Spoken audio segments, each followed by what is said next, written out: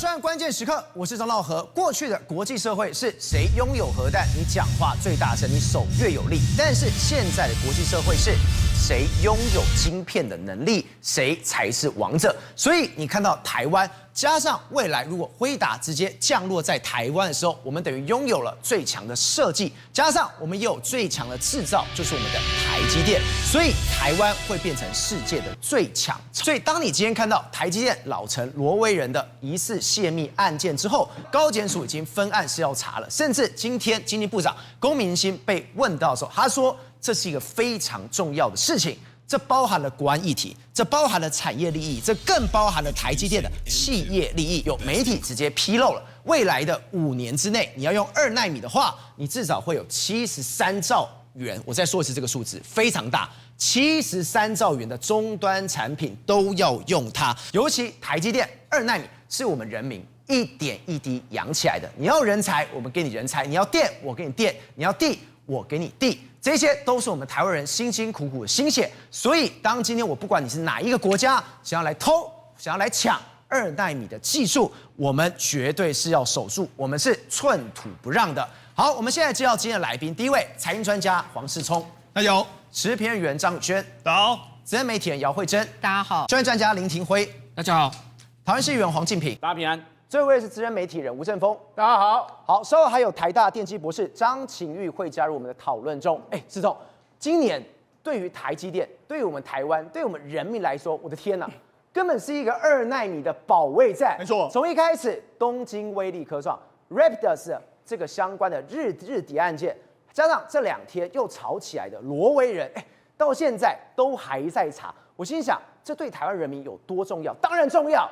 台积电是我们经济命脉之外，台积电是我们每一个人民。现在看电视的每一个人民，他要人，我们给人；要钱给钱；要地给地；要水给水。我们辛辛苦苦养大的孩子，绝对不能让别人抢走的。对，没错。主持人开场就是说，过去拥有核弹或是拥有石油是可以掌握全世界的。那简单，现在拥有晶片的，那就是你是世界上的主要的玩家之一。那现在晶片制造大部分都在台积电的手上嘛，所以台湾当然是变成是世界上大家关注的一个焦点。尤其是今年呢，是台积电从2奈米3奈米要转往2奈米新技术一个非常重要的时间点。那当然了，你居然生产出2奈米的时候，这个当然全世界大家都要看啊。所以为什么会爆出说东京威力科创也要拿你的2奈米？那甚至这几天来说，传言罗威人也把2奈米的技术带走啊！我跟他讲，事实上三星跟Intel 准备都在2奈米要赢过台积电，所以这个是个保卫战啊！今年这个2奈米是一个全世界晶圆代工产业的一个保卫战啊！所以台积电也知道，你知道台积电从2奈米的制程是在2019年就开始研发了。简单来说是5年前、6年前，然后呢，它量产的时间一共花了6年的时间，然后投入8000名的工程师，还有约莫开发金额来说上百亿以上。好，那为什么大家要投呢？我跟你讲很简单，因为三星跟这个 Intel 他们在3、4年前就已经开始用 GAA 了，对，就做不出来，就台积电你现在用飞飞，为什么马上就做出来？他们当然很惊讶，好，因为什么？因为我们讲2奈米这个制程呢，会是史上台积电自己说的哦。它是史上最快会赚钱的一个技术，对，而且它这个使用期间可以非常久，未来5年都可以使用。所以你看，未来5年来说，有73兆的终端产品都要用它，73兆，所以这个当然是一个这个黄金的这个技术嘛。所以为什么全世界大家都要偷？我就讲，这其实是一个非常重要的国安问题，我们绝对要把这个2奈米的技术好好的把它守住。而且我们刚刚特别说，为什么一定要说守住？你看到龚明鑫昨天他的说法说我们请台积电自己出来说明，结果没想到下午的时候原来现在高检署也进来办。结果今天龚明鑫被问到的时候，他讲得非常白，这是一个国安问题。这是我们整体产业的问题，这是我们台积电的问题。这3个层面你不能这样看，这是一个对台湾来说极其严重的事情了。对，没错，我们就讲，事实上龚明鑫就已经讲了，这已经涉嫌到国安的问题。他说我们已经建立了核心的国家技术的这个机制，他这个当然是核心的技术。那至于说是不是这个商业机密的问题的话，这个由台积电来认定。所以台积电他等于说，我们现在一定要把这个2奈米守住。他甚至还说啊，假设罗威人真的有这个事件的时候，他可能要追回他这个工研院这个荣誉院士的这个职位嘛。对，所以就知道市场台湾是很认真在看待这件事情了。为什么？我就讲台湾人用这个约莫是8000名工程师不眠不休的，然后又砸了那么多钱，这个养出这个制造出2奈米的技术啊，如果真的是被20本、30本的这个所谓的，包括说像他的笔记本就拿走的话，对，当然全台湾都不能够接受嘛，对。那尤其是我们跟他讲，为什么这个2奈米这么重要？我跟他讲，现在2奈米的技术，你知道吗？3奈米一片啊，3奈米的技术一片啊，大概是2万美金啊，2万美金哈，一片晶圆。照你知道吗？2奈米一片要多少钱吗？要3万美金。这个3万美金一片晶圆我跟你讲，这个可能都比黄金都还要贵的东西。那这个是金山银山，就是靠着这个2奈米做出来。那你看到2028年的时候，台积电的月产能要冲到20万片，一片要3万美金。大家可以想象，光是2奈米每个月就可以为台积电进账60亿美金呢。你说这个是非常大的一个数字，你就知道。所以我就讲嘛，魏哲家就说，你看。2奈米跟这个 A16是支撑下一波 AI 热潮的这个重要时间点。然后他说 NP 就是2奈米 A16是大型而且长期延续的地位，然后这个节点，然后持续高阶制程的这个领导地位。所以你知道2奈米对台积电来说重要性就不言可喻。从产品的这个多样化，从魏哲家自己讲，你就知道2奈米的确是一个非常重要的技术。而且我们知道，现在台湾为了要守住这些事情，我们讲高检署有没有进来查？有，他已经分案。结果让我今天最 shock 的是什么？他们竟然还成立一个叫做台积电专股，我心想为什么？哦，原来今年我刚刚已经讲，这今年根本是我们台湾人的2奈米的保卫战。对，没错。刚才赵总讲到的重点，事实上东京威力科创这个案子之后呢，我们就开始注意到说，台积电搞不好呢被人家偷了技术，还是有可能会持续发生。所以听说我们这个检调已经成立一个叫台积电的专股，我从来没有听过这种专股。对，这个台积电专股，专股就是专门处理台积电的事。那我觉得的确也需要。因为这个对台湾来说影响太过重大，所以我才说，从东京威力科创事件到这一次的罗伟人事件，大家都一定要陆续关切接下来的这个发展。好，那我们跟他讲，为什么这个2奈米对台积电这么重要？我跟他讲，有2家公司，台积电最重要的竞争对手，一个就是 Intel， 一个就是三星，对不对？那你知道三星的邵东，你知道他在2021年不是被放出来吗？你知道他当时被放出来之后，他说什么？他说他要投入什么？未来要投入大概约莫是2050亿的这个台币哦。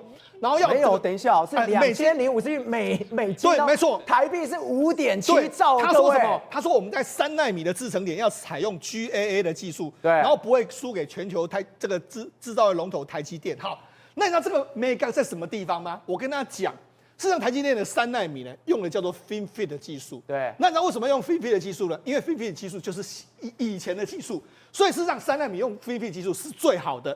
三星也知道这一点，但是三星呢，它在3奈米呢，它就要用 GAA 技术。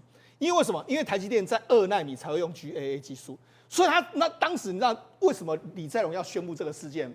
他的意思就是说，3奈米我放弃了。对，我不跟你玩，我整个世代都给你台积电。我3奈米开始做 GAA 的时候，我在2奈米我就要赢过你的意思，因为我比你早做了5-6年，我就不相信我会在这个时间赢你。所以他一开始，我跟你讲，李在镕出来，他的意思就是我全部梭哈在2奈米跟你拼，3奈米我就放弃了。所以你看为什么现在3奈米台积电都完全吃光光？对，什么辉达什么都不一样，因为三星3奈米用 GA 技术是很难做，所以他就宁可我开始练功练这么多年跟你拼。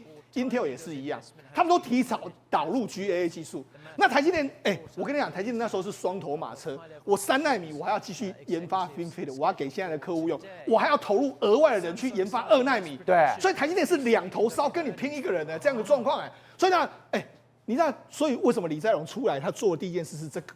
他就是摆明要在2奈米赢你，他就是要一个弯道超车。对，没错。结果没想到，现在2奈米出来之后，台积电现在传言2奈米的技术大概是良率是80%。对。那现在这个三星已经练兵练那么久，对不对？那他现在良率才只有40%，所以就是说弯道超车的结果是弯道翻车，他赢不了。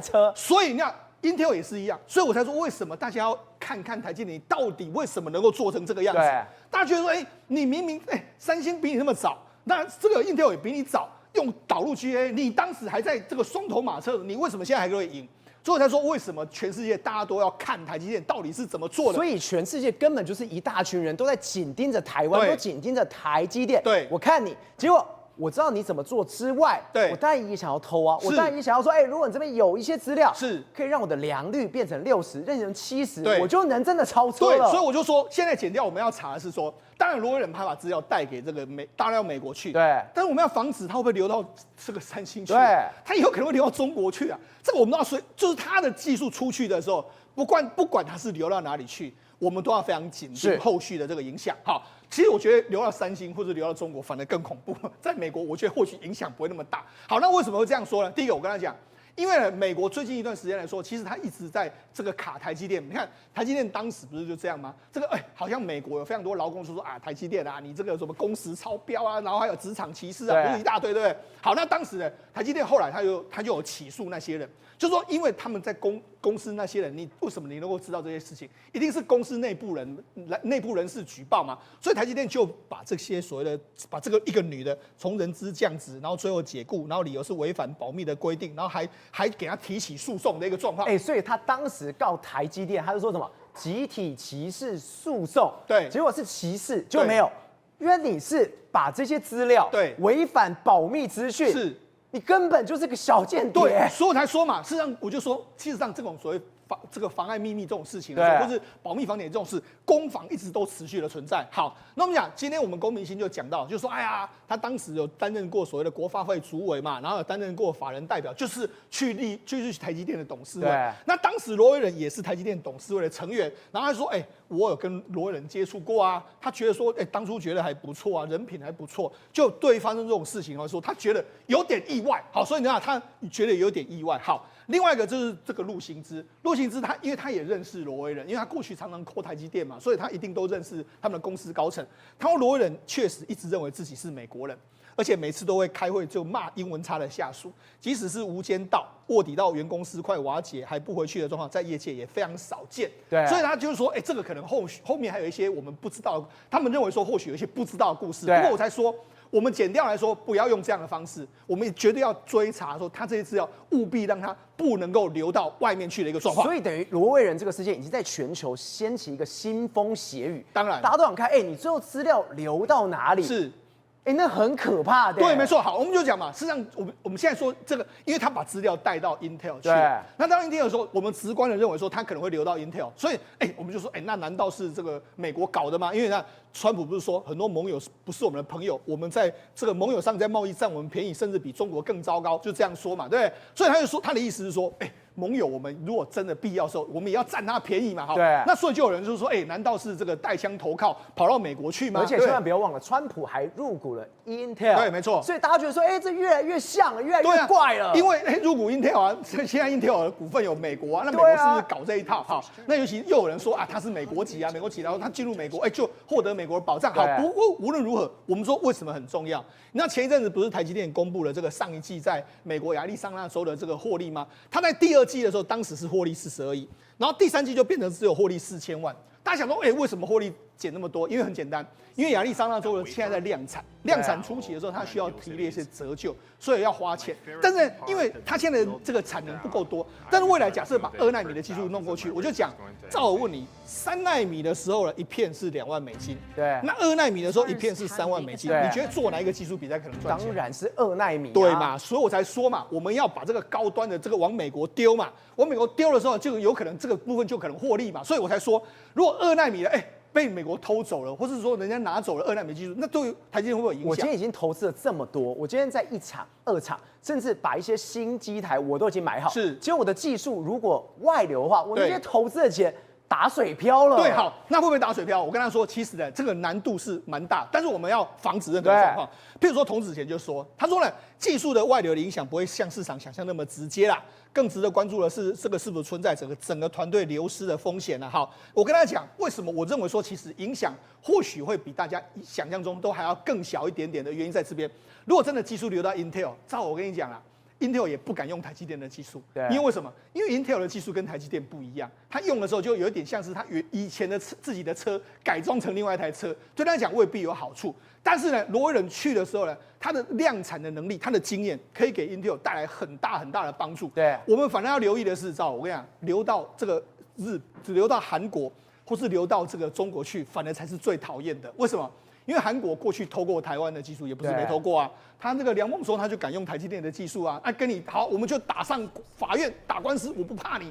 那中国的话就不用讲，他直接偷过，你要告他都没得告。所以来说，我们现在的确这些事情我们要紧盯下来。好，那为什么我就说对台湾来说真的非常重要？我们讲台积电，而且它是对台湾的人民，对我们这些人民重要。你真的不要以为2奈米这是台积电的事，没有，这是我们全民的事情。对，好，为什么这个照理说是全民的事？因为很简单，我们都有所谓劳健保，对，劳保、劳退，或者是公教人员有公保那些一大堆退休金的。对，我们退休金最多持股的公司是哪一家？就是台积电。所以台积电跟我们台湾是完全绑在一起，我们大家都有台积电的股份。哈，那尤其是我们要以现在我们台湾的上柜公司的所有的市值的总整，你看台积电一家公司占我们市值的43%。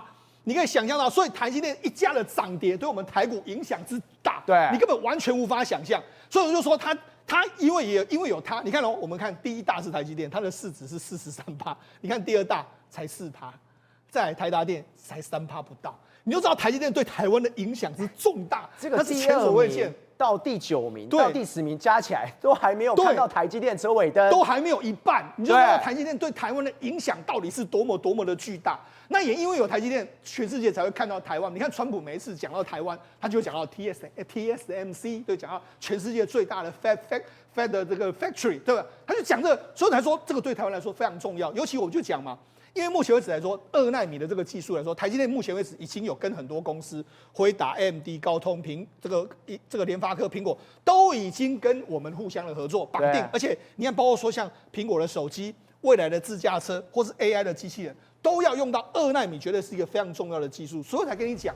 为什么全世界都要一窥台积电的机密？因为这个东西牵扯到未来75兆的75兆的这个73兆的终端产品的这个产值。对，这个不只是大商机啊，这个根本就是让人家看的都会流口水。所以我才说，全世界过去我们就说台积电是全世界的兵家必争之地，对不对？现在是变成商业间谍必争之地，因为大家都想要看看间谍，大家都想要看看你的机密到底是什么。我只要拿到这个机密的时候，这个商机绝对是比大家想象中都还要更大的。老师，我们刚刚特别提到一件事情，2奈米对台湾有多重要，而且我们刚刚特别讲，要人有人，要地有地，要水是有水，全国的人才都给了2奈米上面，等于是我们台湾的宝。结果你说这件事情到底有多严重？因为光2奈米多难做这件事情，也难怪全球的人都在觊觎。因为除了结构上难做以外，因为它其实面临的2奈米这个东西，我们刚刚讲了，它从结构上，所以接下来的1.6奈米、1.4奈米，也就是16A 跟14A 的这个一样是采用这样的结构，对，所以它其实是一个新的结构的开端。它一次影响的不是只有2奈米而已，它影响的是14A、16A 的这些制程，甚至在未来的1A。未来的10A 的时候，就是1奈米的时候，它其实都会受到相关联的影响，所以这个是一个新的结构的一个世代的开始，所以这非常的关键。那台积在这里，我们也包括说，我们从这个先前，就像刚昭和这边讲的，政府基本上是全力，还有民间全力的 support， 对，不管是经费，不管是土地，不管是电力等等所有的东西，为什么？因为台积其实针对在这个最先进的这个制程上来讲，不管是在台中，不管在高雄，它其实砸了多少的资源下来，所以这个是非常的关键。那所以呢，当我这个到了3奈米的时候呢，我原先的这个骑士长焦电晶体，它是只有字形的包起来，结果连这样的控制都不够，所以我这时候呢，我的闸极要整个完整，所以我们才叫也就是我的这个电子通道的上下左右全部都把它包起来。对，那全部包起来，这时候我的这个电极的控制力变大了，所以在3奈米的时候，基本上大家当时所谓的台积电、三星、Intel， 大家都有这样的共识。到3奈米的时候，为了要这样的一个解决方案，就是要在整个电晶体的结构要从骑士的转换成这个闸极。可是大家最想问的是，那我们刚刚讲这个所谓的三星，或者是直接 Intel 想要在3奈米弯道超车的方法做 GAA， 结果他们的良率还是非常差。那为什么只有台积电的良率会这么的高？然后在做这个时候，它的技术就是跟别人差非常多吗？好，因为其实我们从这结构上来看哦，我的鱼鳍的这个结构是不是从下面开始长上来？对，我们从最早的平面式那是只是做表面，我到长上来已经有一定的难度了。那到了这个 GAA FET 的时候，我们这边来看，它其实是一层一层一层堆叠上去，每一层它其实是不同的东西，对所以它有点悬浮式的这样子的悬浮在上面的这样的一个结构，它的难度增加非常非常的多。而且只有台积电可以做到吗？还是说，对，是其实是应该是说三星也有做到，因为三星它在3奈米的时候，它就号称说我要先采用这个技术，对，它想要弯道超车，想要在这时先用这样的一个技术，先培养这样的技术，等到你台积电要来做这样的技术的时候，我已经等在你这边，我来抢你的订单，抢你的客户。可是我们刚刚说的是什么？它的良率没有这么的高啊，而且现在台积电做2奈米的时候，你说它是已经领先2个世代，是5、6年了，会到这么长？为什么？其实台积电三星本来打的如意算盘是，我在3奈米的时候，我就先采用这样子的 GA 这样的一个技术来做。台积电等到2奈米的时候再导入这个技术来做，那等于台积电是之后再来做这个东西。三星说我先赔钱没关系，我先研发技术，我先在那边先等着你。那等到你要做的时候，可是呢，当他正式在3奈米这个正式对全世界公告的时候，他说全世界有第一个采用 GAA 环绕式杂极场效电晶体做出来，而且我已经正式量产的时候，那大家都问他下一个问题是，那你的客户是谁？还有你的良率是多少？对，因为我们都知道半导体良率是关键啊。对。那结果呢？这时候他都没有说。那结果等到1年多之后，才被人家爆出来，这个他3奈米的这个客户是中国大陆的这个挖矿机的这样子的公司。那我们都知道，他说什么？三星扩大其2奈米晶片的客户群，跟2个中国加密货币矿商签约，讲得很厉害啊。是，可是那你要知道一件事情，这个矿机的晶片，跟我台积电的客户是苹果，是 NVIDIA 这样子的用的这个晶片量会差多少？会差很多吗？这个可能1个月2万片，对，台积电的可能1个月是几十万片，差这么多？对。所以它这个，因为我们都知道良率其实是半导体的关键。对。那良率跟我的这个制造的数量有很大的关系。我制造数量越大越多，我的客户下的订单越多，我在这制造的过程里面，我可以有越来越多的这样子的修正，所以我的良率可以这个大幅的增加。所以呢，其实三星先前被爆出来，第1代的3奈米的这个技术只有15%到20%的良率。可是它在今年也被这个就是针对所谓第2代的这个技术的时候呢，这个良率大概40%到50%。那台积电现在接着要来量产2奈米的这个技术，台积电已经到达70%的这样子的一个良率。因为这一波里面，我们一定要守住。我们守住，我们刚刚看到这一张图，台积电占了台湾的这个所谓的股票里面，它占了43%。如果今天它被偷的是什么？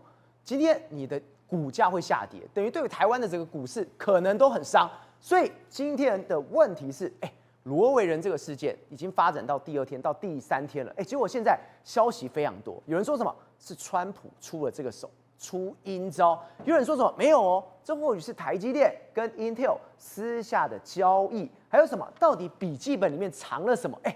这水比我们想象中的还要来得深呢。这事情如果没有美国政府在背后的话，我不太相信哈。那为什么呢？因为你知道，美国政府本来就是想要再把 Intel 扶持起来，对，想要让它再次伟大。但是今天你看到川普讲话的时候 keep up 了，为什么了？他说这个台湾好，然后等于偷了这个什么100%的这个晶片的事情，事实上也不是偷，事实上是我们自己努力去研发出来的东西嘛。那但是为什么他们那么生气呢？如果我们把这个历史再回溯一下，不用太多，大概在今年的年初开始来看的话，这个川普一上台之后开始在搞什么事情？他希望能够把这个晶片的这个主导权整个夺回到美国，对不对？后来他就开始骂这些公司，其中大家记不记得？他在8月的时候骂了一个人，那个人叫谁？就是 Intel 的执行长陈立武。对，但是他骂陈立武骂什么东西？这个可能跟中国是有关系的。为什么呢？因为共和党内部的议员有人检举他，你们董事会用这一号人物是不是恰当？会不会把一些相关的机密讯息传到中国去？但是后来过了几天之后，当川普跟陈立武见面之后，是不是整个态度全部大转变？对，本来是很讨厌他的，变成很喜欢他。到底中间发生了什么事情，让川普会喜欢上陈立武啊？我们在看到罗威人是在7月的时候离职的，对，10月的时候说要被传说要聘回到 Intel， 因为他本来是从 Intel 到台积电，后来就要聘回到 Intel。但时间点来讲的话，8月川普在骂陈立武，8月过了几天之后，结果川普又喜欢陈立武，然后之后来讲的话，就传出这个罗威人要进入到 Intel，同一个时间点，10月的时候，美国政府就说要入股 Intel 10%，那就什么意思呢？这是不是代表说陈立武跟这个川普打胸脯说没关系，我把东西弄回来？那这时候呢，我有各种方法，那可以让 Intel 再次伟大。所以你川普呢，基本上来讲的话，继续支持我，所以你美国政府也支持我。你钱在哪里，心就在哪里，不是吗？你美国政府如果说要入股10%给 Intel 的话，就代表说他的心就在 Intel 这里来。那为什么会相信 Intel？ 为什么会相信陈立武呢？那代表说陈立武是不是有方法把人弄过来啊？那就看到罗威人这个事情就发生了。那罗威人这个事情发生之后，后来被逼出来了，被抓出来，我觉得背后那个黑手又是谁？不愿意看到 Intel 再次伟大了吗？是故意要搞川普的吗？对，所以背后来讲又有另外一只黑手出现，这黑手出现来干嘛？是搅乱一池春水啊！什么一池春水？罗威人这个事情，原本以为没有人讲的话，就没有人知道。结果今天是有人出来爆料说，台积电现在要动罗威人喽。结果没多久，这个国安专组他就进来了。你说等于是有2只手都互相这边拉扯的感觉。那如果罗威人如果没有进入到 Intel 的时候，会发生 Intel 什么事情 ？Intel 就没有办法再次伟大了嘛？对，它的2奈米技术如果真的没有流入到 Intel 的话，那 Intel 也就是功亏一篑了吧？那功亏一篑的话，影响到什么东西？就是影响到美国它的晶片的这个部分嘛。那我们回过头来，现在台美的贸易谈判是不是还没谈出一个结果出来？那台湾最大的谈判筹码是什么？晶片，就是晶片嘛。对，那你晶片还得了？你流到美国去之后，就不是你的谈判筹码了嘛。但是今天如果把罗威人的事情搞掉之后呢，那台湾是不是又有筹码来跟美国谈？为什么在这个之前，而且川普今天Keep 出来讲这件事情的时候，当然他有可能提到那个贸易想要反悔的这个协议的国家，有可能是中国，有可能是其他国家。但是呢，在台美贸易谈判还没出来之前，搞了这件事出来讲话，不就是计中计跟谋中谋的概念了吗？为什么这么讲呢？因为你很多的美国的这些谈判的，比如商务部长。还有贝森特，对，还有川普本人来讲的话，他们都认为台湾来讲，你的晶片掌握在你手上，我怎么跟你好好谈呢？因为我们知道美国其实大家说是万恶的帝国主义也好，或者是怎么样也好，但是事实上他在掠夺全世界的资源，其实是有一套的。对。那今天美国他占的这个利基，有知道说我要怎么去跟你谈的时候，我就不可能让你的谈判筹码在你手上嘛，一定把你偷过来嘛。所以今天来讲有一点是什么做贼的喊抓贼的概念。美国这也太坏了吧！宏观取材，厘清真相，犀利精准，深入剖析，时刻掌握关键，新闻时事不漏接。老时段，新气象，我是钟浩和，关键时刻2.0，全新出击。